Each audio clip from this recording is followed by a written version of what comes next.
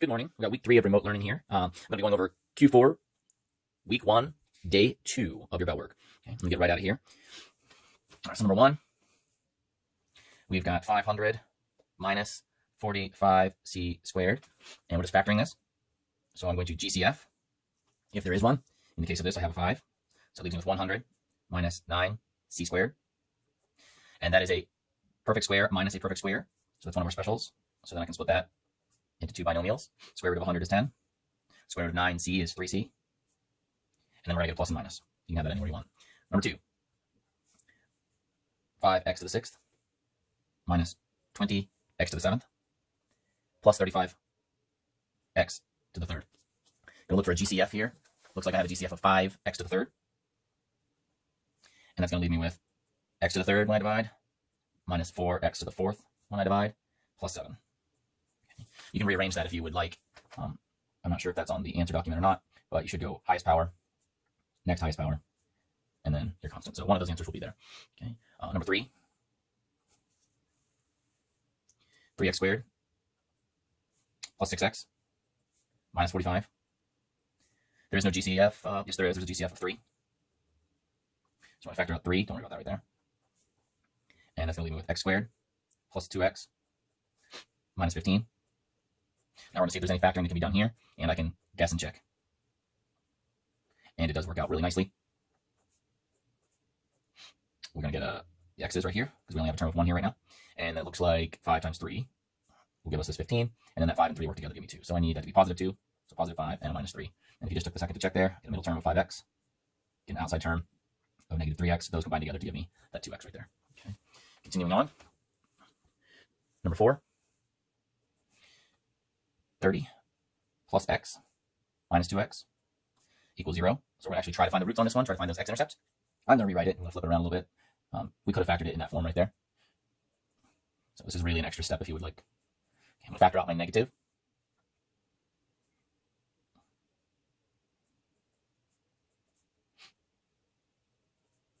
And after you factor out the negative, you now have one that's a little bit easier here to factor. Okay.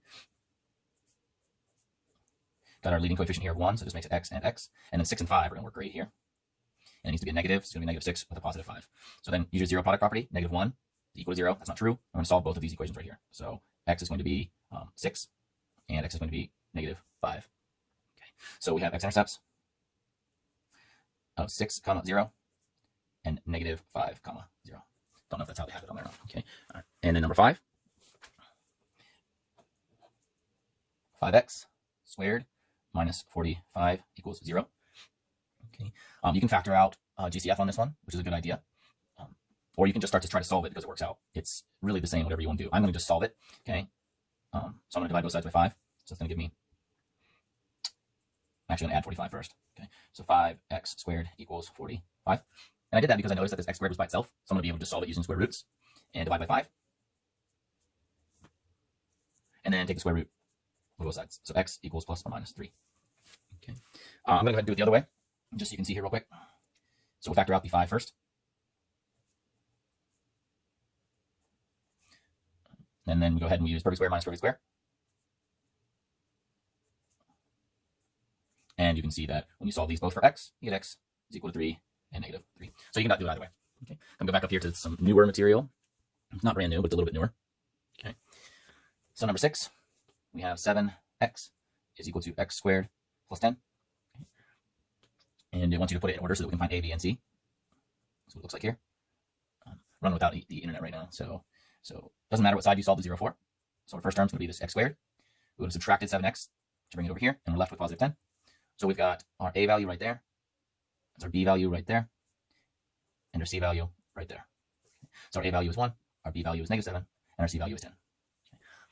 All right, and then we're going to go ahead and use the quadratic equation then on that particular problem. Okay, so bear with me here a little bit.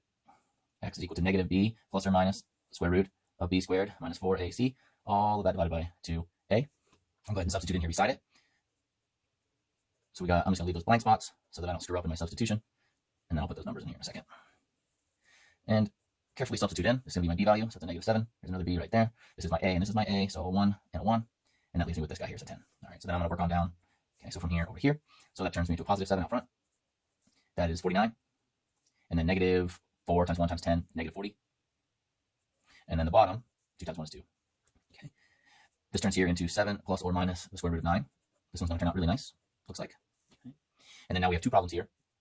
X is going to be 7 plus the square root of 9. So 7 plus 3 divided by 2. And it will be the opposite then. X will be equal to 7 minus 3 divided by 2. So 10 divided by 2, 5. And 4 divided by 2. Okay.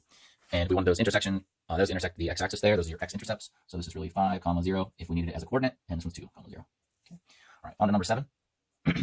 Review from last week, vertex form.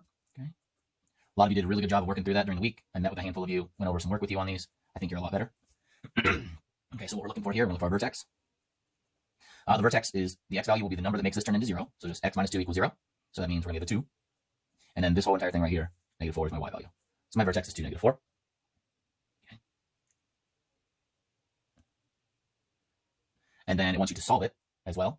Okay. Figure out what the roots are. Okay, so the roots are x and y or x-intercepts. So we're just going to go ahead and we're going to solve this thing for the x. Okay, we're going to substitute in here. So this was just a 0. I just turned that into a 0 right there because we want to know the intercepts. So sorry, got a little messed up in the brain there for a second. Okay, so this is a perfect square. So we're going to take the square root of that to unlock it, which will also take the square root of that. So that will give me plus n minus 2 is equal to x minus 2. And then that's going to give me, we're going to finish solving that. So I'm going to end up having 2 plus 2 is equal to one of my values of x. And then I'll have negative 2 plus 2, which is the other value of x. So I'm going to get x values of 4 and 0. So my roots would be 4, 0, and 0, 0. And then last but not least, doing the same thing. Okay. Sorry, that part was off the paper for you there probably. Okay. And last but not least, we have the exact same thing going on here. It just asks for the roots this time. I don't think you had to do the roots in the last one. Like I said, I'm just going off of memory. I don't have the work in front of me. I do not need to do the vertex on this problem, but I'm going to just to review with you. So the opposite, what makes this 0 is 7. And there's my negative 1. So that's my vertex. Okay. And solve this for roots. So when y is 0, that's when my x-intercept occurs. This was the step I skipped last time. Okay, you can see why I skipped it. All I'm doing is bringing that over to the other side. Okay, we've got a perfect square, so we can undo that with taking the square root. Okay, so the square root of 1 is plus n minus 1, and that unlocks that. And now we're going to have 1 plus 7 and negative 1 plus 7. So 1 plus 7 and negative 1 plus 7. So that's going to give me a value of 8 is equal to x. And it's going to give me a value of 6 is equal to x. And so that means my intercepts are 8, 0, and 6, 0. Okay. All right, hope that helps. Have a great day.